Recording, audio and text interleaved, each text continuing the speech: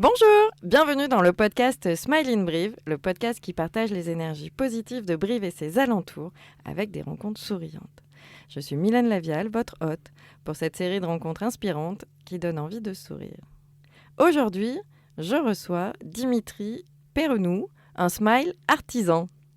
Bonjour Dimitri, ça va ? Bonjour Mylène, ça va, merci. Alors, aujourd'hui, on accueille un jeune entrepreneur passionné par son territoire et la bonne cuisine. Tu as 24 ans et à seulement 22 ans, tu as lancé Le Cochon Gaillard, une entreprise qui propose des recettes gourmandes à base de produits locaux et de qualité avec un fort attachement aux produits de la Corrèze. Alors moi, je t'ai découvert au Trophée des entreprises de la Corrèze dans la catégorie artisanat, que tu as gagné d'ailleurs, bravo. Et j'ai vraiment été touchée lors de ton discours par ton énergie, ta motivation et puis vraiment l'attention à la qualité de tes produits et au savoir-faire du territoire et local que tu as vraiment à cœur de mettre en avant. Alors je suis vraiment très heureuse de partager avec toi cet épisode de Smile in Brive. Et préparez-vous du coup à découvrir le plein d'énergie avec Dimitri. Alors Dimitri, est-ce que cette présentation te convient ? Je te remercie pour tous ces compliments. La présentation est parfaite. Bon, très bien. Qu'est-ce qui t'a donné le sourire ce matin pour commencer aujourd'hui ? Alors ce matin, c'est une chanson à la radio. Une chanson d'Alain Souchon. Voilà, exactement, que j'avais pas entendue depuis longtemps. Et lorsqu'on embauche de bonne heure et qu'on prend la route, qu'il fait nuit, on a vraiment envie d'écouter un peu de chansons qui nous met de bonne humeur. Et je suis tombé sur une très belle chanson. Très bien, la musique, ça fait du bien. Alors, est-ce que tu peux nous raconter comment tu es devenu boucher, charcutier, traiteur et ton parcours ? Oui, bien sûr. Alors, je suis devenu boucher, charcutier, traiteur, puisque quand j'étais petit, j'aimais suivre mes parents chez le boucher. Ah, J'ai toujours été un peu inspiré par cette odeur, même si ça peut sembler assez particulier, et de voir le boucher préparer les paupiettes, ficeler, découper un petit peu des escalopes, par exemple, etc. J'ai toujours été un peu fan. J'étais, on va dire, collé au comptoir et plein de choses qui m'ont inspiré dans ce métier, et notamment le service et le contact avec les clients. Voilà. On sert au long de la journée. C'est pas qu'un métier où on découpe de la viande, c'est vraiment quelque chose de complet, de précis d'ailleurs. Donc il y a plusieurs avantages qui m'ont inspiré avec ce métier, quoi. Donc j'ai un petit peu eu l'envie de faire ça. J'en ai parlé à mes parents au fur et à mesure en grandissant, parce que depuis petit, en fait, j'ai envie de faire boucher. Il n'y a pas de boucher dans la famille pourtant. Donc ensuite, je suis parti au lycée des métiers à Limoges. D'accord. À Jean Monnet, et j'ai suivi le parcours de BEP, Bac Pro, de boucher, charcutier, traiteur. Donc je suis passé par la voie scolaire. Et ensuite, j'ai fait un brevet professionnel de boucher. Okay. En alternance dans une très belle boucherie artisanale à Brive. Et donc au CFA des 13 ans, en alternance pour le coup. Voilà. Ensuite, je suis allé m'exercer 3 ans dans une boucherie. Je suis reparti sur Limoges, en fait. Et je suis revenu à Brive pour être responsable d'une boucherie pendant 2 ans. Et ensuite, j'ai monté Le Cochon Gaillard. Et voilà. Voilà. Et on arrive... on est vraiment sur une passion, en fait. Ouais, c'est vraiment une passion. Je pense qu'aujourd'hui, si on n'est pas passionné par ce qu'on fait, c'est difficile de se lever le matin pour aller au travail. Ça, c'est bien d'accord. C'est une chose, et donc ouais, c'est vraiment une passion, et comme je dis, c'est un métier très complet, et le service et le contact avec le client me plaît encore plus, et ça permet aussi de finaliser un petit peu cette vente et conclure. C'est ça que j'aime, quoi. Finaliser la vente, c'est-à-dire la relation avec le client. J'avais pas imaginé qu'il y avait autant d'importance dans la relation avec le client dans ce métier. Si, parce que vous allez avoir le client qui vient tous les jours, vous allez avoir le client qui vient tous les samedis. Vous allez avoir un peu les habitudes, il y a des horaires, etc. Donc ça, c'est top, parce qu'on crée un lien au fur et à mesure avec les clients, et lorsqu'on a le sourire et qu'on engage une discussion. Alors évidemment, parfois, quelques clients n'ont pas le temps ou n'ont pas envie de communiquer, c'est une chose. Mais ça, on le voit vite aussi. Et donc, on voit un petit peu le quotidien des gens. Donc c'est vraiment oui, super. Puis les événements... les repas préparés en fonction des événements, des familles. Bien sûr, et lorsque le client revient d'une semaine sur l'autre et vous dit « Écoutez, ce que j'ai pris la semaine dernière, c'était top, et vous m'avez bien conseillé sur la cuisson, par exemple », ça, c'est top, parce que ça, pour nous, après, quand on finit la journée, on se dit « voilà, mon travail, il est fait ». Ouais, il a servi, il a été utile. Aussi, exactement. Et le client revient, donc logiquement, quand on revient, c'est que c'est bon. Et comment tu as eu le déclic ? Est-ce que tu peux nous expliquer ce qu'est le cochon gaillard aussi, maintenant ? Oui, bien sûr. Le cochon gaillard, en fait, c'est une conserverie artisanale. D'accord. Donc, où je transforme du porc sous différentes recettes. Donc, ça va être des rillettes, des boudins, du pâté, etc. Et je fais aussi du frais. c'est-à-dire que je vends des terrines fraîches aux restaurateurs, aux boucheries, qui peuvent le revendre derrière à la coupe. Et je travaille en B2B, donc avec les professionnels, qui eux derrière revendent aux consommateurs. Voilà. Et quelle est la particularité du cochon gaillard ? La particularité du cochon gaillard, c'est que j'utilise une qualité un peu premium, car j'utilise un porc labellisé et plein air, qui vient de Corrèze. Et je sélectionne tous mes fournisseurs sur même les accompagnements, qui va être châtaigne, noix, moutarde violette, etc. Tout est 100% corrézien. Tout 100% corrézien dans les... Donc c'est des terrines, des rillettes dans tes conserves, c'est ça ? Exactement, il y a des conserves donc, dans des bocaux en verre, ou alors des terrines fraîches que je peux vendre sous vide, par exemple. Donc oui, c'est ça, tout, je travaille avec les professionnels précisément, et donc tout est corrézien, vraiment le lait, les œufs, etc. Quoi, je vais tout chercher. C'est formidable, ça, c'est incroyable. Exactement. Et pourquoi c'était si important pour toi ? C'était important pour moi parce que je considère qu'on a ce qu'il faut ici en Corrèze. Et je voulais un petit peu mettre en valeur nos éleveurs, nos agriculteurs, et montrer un petit peu ce savoir-faire. Et on n'a pas besoin d'aller chercher ailleurs forcément. Alors ça, c'est une chose, mais on est capable d'avoir aussi ce contact avec nos éleveurs et nos fournisseurs directement. Ça, je trouve ça inspirant parce qu'on n'a pas besoin de passer par des transporteurs, par des... Ouais, tout est à côté. Voilà, par des grossistes. Et puis il y a une relation aussi sûrement qui se crée. On crée un lien, on crée une relation, encore une fois, un peu comme à la vente finalement, donc avec nos fournisseurs, et ça c'est top. Et on a des belles pépites. J'ai lu sur ton site, tu parles de truffes, de noix, de cèpes, de châtaignes, de moutarde violette. Exactement, et l'exemple par exemple des châtaignes, on a trouvé un petit peu à arranger avec mon fournisseur sur des châtaignes mi-cuites par exemple, qui finissent donc de cuire à la cuisson, parce que je veux vraiment garder ce marquant, ce croquant de châtaigne. Par exemple, donc voilà, on peut vraiment échanger, communiquer, s'adapter. Donc c'est ça qui est top. Ce que j'entends, c'est que c'est un vrai travail que tu fais avec eux en fait. Exactement. C'est plus que des fournisseurs, c'est vraiment des partenaires, et vous travaillez ensemble à l'élaboration et à la création de tes produits, c'est ça ? Exactement, c'est exactement ça. Ouais, donc ça, c'est le début, on va dire, du cochon gaillard, puisque ça fait moins de 2 ans. Donc du coup, voilà, je commence comme ça. Où est-ce qu'on peut te trouver d'ailleurs à Brive ? Alors à Brive, dans des épiceries, on peut me trouver épicerie chez Gabi, rue Gambetta par exemple. Après, on peut trouver au Watson, au Saint-Jean-l'Hiver, au Café de Paris, des choses comme ça. Ça va être des épiceries fines, des restaurants, des cavistes, un amour de vin, par exemple, qui mettent en valeur aussi les produits locaux et régionaux. Ok, merci. Alors, il y a quelque chose qui m'a beaucoup fait sourire aussi, c'est sur ton packaging, ce petit cochon moustachu. Mais comment t'es venue l'idée ? Et qu'est-ce qu'il veut dire, ce petit cochon moustachu ? Alors, je voulais quelque chose qui inspire, quelque chose qu'on a envie de regarder, que ce soit pour les enfants ou pour les jeunes ou les moins jeunes, je dirais. Donc, je dis, tiens, on va garder la couleur rose du cochon, évidemment. Brive, on veut mettre en valeur le local, donc on va mettre la moustache briviste, évidemment. Donc, j'ai travaillé avec ma graphiste. J'ai dessiné, j'ai fait un petit croquis, et derrière... Ah, c'est toi. Voilà, et derrière... Et du multitalent, en fait. Ouais, alors, j'ai pas de gros talent de dessinateur, mais il y avait quelque chose. Et ensuite, du coup, on a travaillé ensemble, travaillé et retravaillé. Ça a mis plusieurs semaines, voire plusieurs mois. On a trouvé un truc sympa, assez original. Ouais, top. Et moi, j'ai aussi beaucoup d'admiration parce que lancer une entreprise comme ça, c'est un sacré défi. Qu'est-ce qui t'a soutenu, aidé pour cette création ? Quand vous êtes jeune comme ça, vous avez envie de faire plein de choses, parfois un peu vite d'ailleurs. Ouais. Et quand vous êtes responsable d'une boucherie, vous arrivez un petit peu à gérer tout ça, vous prenez confiance en vous. Vous avez des clients qui vous sollicitent, qui vous incitent à dire monte ta boucherie ou monte ta conserverie, etc. Donc j'ai franchi le pas simplement, j'ai pas trop réfléchi à vrai dire. Ah, pas trop réfléchi, d'accord. Mais ce que j'entends quand même, c'est que tous les retours, t'es quand même dans ton métier passion et t'avais déjà beaucoup travaillé sur le produit en fait, et ça a été soutenant le fait d'avoir ces retours positifs de tes clients. Et est-ce que t'as eu des soutiens, parce qu'il me semble que t'es aussi origine corrèze peut-être, ou de la Chambre des métiers, les artisans, est-ce que c'était aidant ça ? Exactement, donc après la création, j'ai la Chambre des métiers et de l'artisanat qui est venue à moi pour m'aider quand même sur l'aspect, pour gérer un petit peu l'entreprise, etc., par le biais de formation.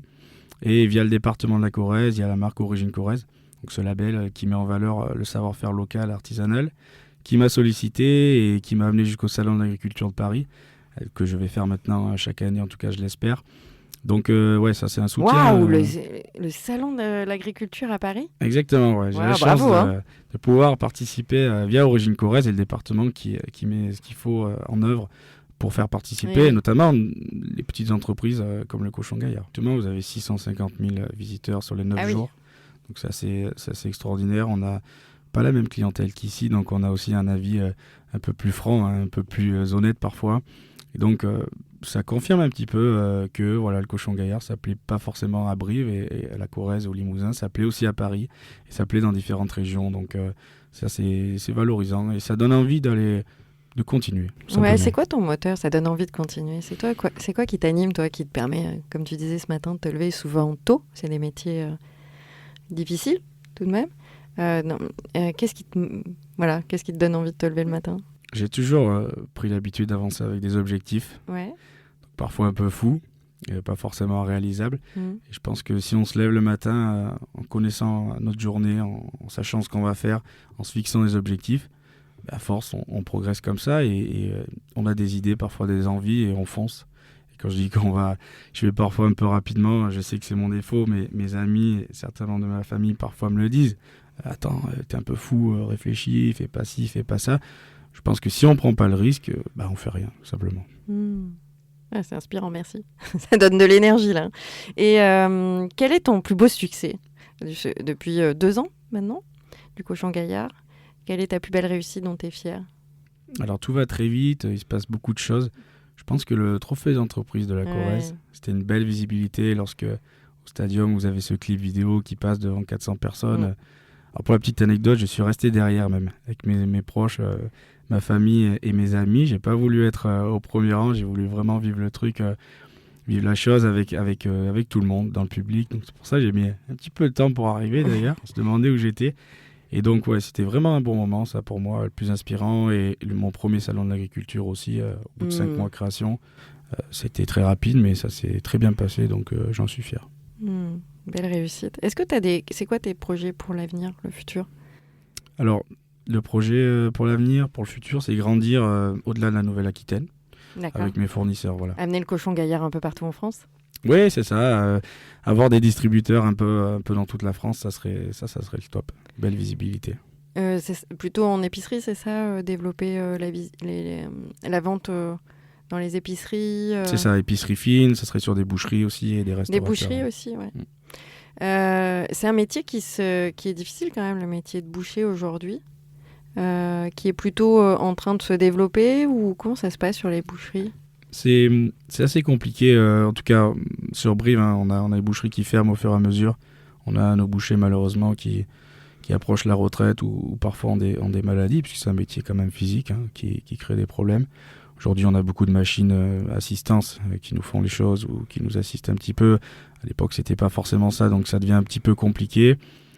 Mais je pense qu'on a une jeunesse et une génération qui arrive et qui est motivée et toujours inspirée par ce métier, qui change aussi, qui a une belle image, qui est valorisée de plus en plus, notamment sur les réseaux. On voit de belles choses maintenant à travers la boucherie. On casse un petit peu, comme je dis toujours, cette vieille image de la boucherie. Et en fait, c'est un métier... c'est comme une bijouterie, en fait. Ouais, alors, je vais le dire pour les auditeurs parce qu'ils ne te voient pas.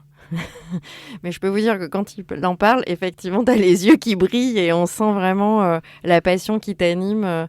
Ouais, c'est ça, comme un artisan, c'est un savoir-faire. C'est vraiment un métier d'artisan, en fait. C'est ça, et le Cochon Gaillard, c'est aussi ça. On transmet une passion, une énergie et un savoir-faire, donc au-delà du produit, hein, évidemment. Et tout ça avec les producteurs locaux. Exactement. Je trouve que c'est intéressant, cette idée d'arriver à fédérer un collectif dans ton savoir-faire, en fait, et de t'entourer de personnes sur le territoire. Et c'est quoi le produit sur le territoire que tu trouves le plus incroyable? Ça va faire des jaloux, non? Si tu le dis. Le produit du Cochon Gaillard? Ouais. Le boudin. Je dirais le boudin. Ouais, je dirais le boudin parce que j'arrive à faire manger du boudin à des personnes qui ne sont pas forcément fans. Et simplement en mettant des bonnes châtaignes dedans, je pense que ça fait la différence avec un bon produit aussi. C'est la première émission que je fais sur l'alimentaire. J'ai déjà très faim. J'imagine que tout le monde a envie d'aller déguster maintenant. Donc, qu'est-ce qui te permet de continuer à rester motivé maintenant sur les défis futurs du Cochon Gaillard? Je pense que faire le salon, par exemple, comme je disais, c'est porteur. C'est porteur parce qu'on a beaucoup de professionnels qui passent la semaine un petit peu regarder tout ça et on a beaucoup d'échanges. Et on a, comme je disais, des avis honnêtes, sincères et on se dit, tiens, je vais mettre mes objectifs encore plus haut et je vais pouvoir partir, ça plaît aussi au-delà de la Corrèze. Donc là, tu es plutôt en train de rechercher à développer de nouveaux produits ou à étendre la gamme? Alors pendant 1 an et demi, j'ai sorti une nouvelle gamme, une nouvelle recette tous les 3 mois. Ah oui. Voilà, donc je conditionne dans des formats différents, familial ou pour 2 personnes, etc. à partager. Donc aujourd'hui, les recettes, je vais stopper là. J'ai une gamme assez large, donc qui est intéressante. Maintenant, c'est plus vraiment avoir de nouveaux distributeurs au-delà de la Nouvelle-Aquitaine. Ok, donc on fait un appel. Si vous avez la possibilité, n'hésitez pas à contacter. Toutes les informations seront en dessous du podcast. Les succès sont contagieux et nous, on aime bien les succès. Qu'est-ce qui te motive, toi, pour rester qu'est-ce qui te pousse à rester motivé, en fait, tous les jours? Alors, la musique. Ah oui? La musique, ça m'aide beaucoup. Je suis musicien depuis mon plus jeune âge. Sur quel instrument? Alors, j'ai fait de l'accordéon quand j'étais tout jeune et je suis passé derrière à la batterie. D'accord. Voilà, donc la musique m'inspire parce que la musique me donne le sourire. Me permet de passer des bonnes journées. Je travaille toujours en musique. Voilà, j'aime ça. Après, comme je disais, les objectifs vraiment qu'on se fixe au quotidien, ça m'aide à continuer et à avancer tous les jours. Je trouve ça intéressant, cette idée d'objectif, parce que quand on cultive l'optimisme ou des tempéraments, en tout cas, qui nous permettent d'avancer, je sens que tu as vraiment cette confiance en l'avenir et le fait d'avoir des objectifs, de savoir vers où on va, c'est quelque chose qui nous motive et c'est quelque chose de très très fort. Ton objectif à court terme, ça serait quoi? Mon objectif à court terme, briller chez moi au Salon l'Épicurium pour la première année. Ah, génial. Je te le souhaite. On viendra te voir du coup. Avec plaisir. Et déguster. Avec plaisir. On peut déguster tourtous, Je ferai des tourtous rillettes. Est-ce que tu fais des tourtous? Ça sera une première, oui, exactement. Je vais tester ça au prochain Salon de l'Agriculture. C'est-à-dire que parce que tu vas produire aussi des tourtous en plus du Cochon Gaillard? Voilà, je vais fabriquer pour l'occasion des tourtous. Ah, pour l'occasion, ce ne sera pas un produit... Tourtous rillettes et tourtous boudin à la moutarde violette. Voilà, à consommer sur place. J'en rêve déjà. C'est formidable. Je confirme. J'ai fait un petit test déjà, c'est appétissant. On va peut-être faire une soirée du podcast où tu nous feras des tourtous rillettes. Formidable. Merci beaucoup. Et on va passer aux questions traditionnelles du podcast. Alors, quel est ton souvenir le plus drôle, le plus inoubliable à Brive et ses alentours? Une anecdote qui t'a fait sourire? Une anecdote qui m'a fait sourire... T'es de Brive, toi, déjà? Oui, je suis de Brive. Je suis un pur coujou, comme on dit. Pur produit de Brive. Alors, quand j'étais petit, dans les années 2007-2008, parce que j'avais 6-7 ans, mes parents m'emmenaient avec mes 2 grands frères au stadium à Brive. Et quand vous êtes jeune comme ça, vous êtes assez impressionné. Quand vous avez 10-15 000 personnes dans ce stade qui chantent, qui poussent derrière l'équipe, c'est assez impressionnant déjà, c'est très prenant. Vous apprenez plein de choses d'ailleurs à ce moment-là. Et à la fin, quand vous rentrez accompagné de vos 2 grands frères sur la pelouse pour faire signer des autographes, puisqu'on n'avait pas les smartphones comme aujourd'hui avec des super qualités photos, on faisait pas de selfie, donc on avait un carnet d'autographes et on se bataillait un petit peu avec mes frères à celui qui aura le plus d'autographes avec les joueurs. Donc c'est assez impressionnant. On arrivait, on voyait ces grands gaillards justement qui terminaient le match tout transpirant. On était là, quand vous êtes tout petit, vous regardez, vous dites mais waouh, mais c'est des robots quoi, c'est pas possible. Donc ça c'est assez, c'est plusieurs anecdotes, c'était souvent et donc de là mes parents nous ont emmenés au match assez régulièrement quoi. Et je crois d'ailleurs que toi tu es même devenu commentateur de match. Exactement, j'ai la chance sur une radio locale de pouvoir commenter les matchs du CA Brive à domicile. Ouais. Si Brive était une chanson, alors du coup comme tu aimes la musique, ça serait laquelle? Ça serait Vivre de Michel Berger. C'est une chanson qu'il avait enregistrée dans les studios avant de décéder bien sûr et qui n'est jamais sortie. D'accord. Qu'ils ont ressorti dans les années 2020 je crois, c'était juste avant le Covid. Et donc c'est une chanson que je trouve très inspirante parce que la rythmique évolue en fait au fur et à mesure de la chanson Et les paroles sont très inspirantes parce qu'elles incitent à vivre justement et à regarder devant soi, et pas forcément s'occuper de ce qu'il y a autour et à avancer tout seul. Ok, on va écouter, merci. Quel est ton endroit préféré à Brive ou dans ses alentours pour te ressourcer quand tu as envie de retrouver un peu l'énergie, la pêche? C'est quand je rejoins les copains le samedi matin. J'ai cru que c'était le samedi soir. Non, le samedi matin de bonne heure au marché de Brive à la Halle Brassens. D'accord. Et ensuite, lorsqu'on a toute la journée devant nous et qu'on finit par manger à la Halle Gaillard, donc Plastière, c'est vraiment des bons moments et ça permet de se ressourcer. C'est signe d'une bonne semaine, la fin d'une bonne semaine, et on passe vraiment toujours des bons moments. Ah, génial. Donc on commence au marché le matin. Exactement, on fait un petit tour au marché, on voit nos petits producteurs parfois avec qui on collabore. Ah oui, ils sont aussi au marché, ceux avec qui tu collabores? Parfois, oui, il y en a certains, donc on communique, on croise toujours du monde qu'on connaît. Ouais, c'est vrai. On commence par le café, après on passe à la bière et on monte à la halle manger tranquillement. Et c'est vraiment des bons moments, des belles journées. Ouais, chouette. Alors, pour terminer en beauté, imagine, tu as la possibilité de faire une campagne d'affichage à Brive avec un message qui donne le sourire. Donc, tu le vois, là, t'imagines derrière les voitures, partout, sur les 4x3, les bus. Et quel message tu auras envie de transmettre? Il faut oser pour y croire. Il faut oser pour y croire. Ça nous parle aussi peut-être de ton lancement de ton entreprise à 22 ans. C'est quand même incroyable. C'était audacieux quand même, hein. C'est audacieux, on peut le dire. C'est audacieux et plus vous avancez, plus vous dites ah ouais, j'ai peut-être oublié 2-3 étapes et il va peut-être falloir que je règle un petit peu certaines choses parce qu'évidemment on apprend tous les jours, ça c'est une chose. Mais quand vous lancez un petit peu rapidement comme ça, au final la mayonnaise prend, vous avez une ferveur au niveau local qui prend bien, on complimente beaucoup, les fournisseurs viennent à vous, les distributeurs viennent à vous pour travailler vos produits, pour les revendre, etc. Et là, vous dites, mais en fait, j'ai bien fait et je vais continuer. Et ce qu'il y a de bien, c'est que tous les jours, vous apprenez et vous structurez au jour en jour, puisqu'une entreprise ne se construit pas en 2 jours. Et même si tout est pensé, tout est réfléchi, tous les jours, vous apprenez, tous les jours, vous structurez, vous changez vos plans avec les objectifs que vous fixez. Exactement. Alors du coup, on écrirait quoi? Oser? Oser, point d'exclamation. Ok, ça marche. Merci beaucoup. Merci d'être venu et d'avoir partagé cette belle entreprise du Cochon Gaillard. Vous retrouvez toutes les informations en dessous et on te souhaite le meilleur alors du coup. Merci, à très vite j'espère. À bientôt, au revoir. Merci d'avoir écouté Smile in Brive et n'oubliez pas de vous abonner à ce podcast pour être prévenu de l'arrivée des prochains épisodes et retrouver le sourire. Vous pouvez aussi me suivre sur Facebook, Instagram, YouTube en tapant Smile in Brive.